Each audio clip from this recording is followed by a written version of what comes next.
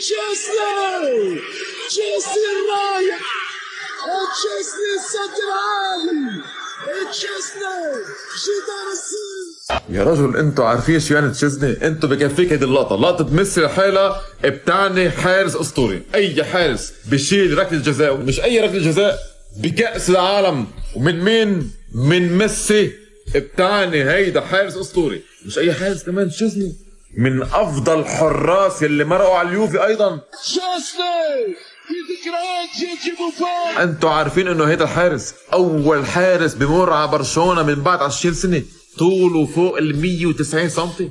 يعني هيدا وقت الارتقاء بتلاقيه يا معلم طاير طيران مش شايفه قبل برا، لا بشتجن ولا بفالديز ولا اي حارس مر خلال هالسنين طويله.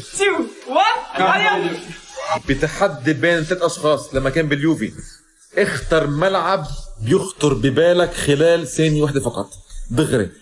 الباقيين قالوا ملعب اليوفي، اما تشيزني قال هو بقميص اليوفي الكامب نو. وهيدي المعلومه حتكيف عليها برشلونة خاصة العبساوي. هيدي المعلومات ما بجيبها الا المحقق كونان اخوكم ابو البل. تشيزني لما كان يلعب مع رونالدو قبل سنتين طلع بتصريح انه ميسي افضل لاعب بالتاريخ. اسمعوا قدامكم. I consider him to be the best player in history of our game. عاد من الاعتزال من اجل برشلونة.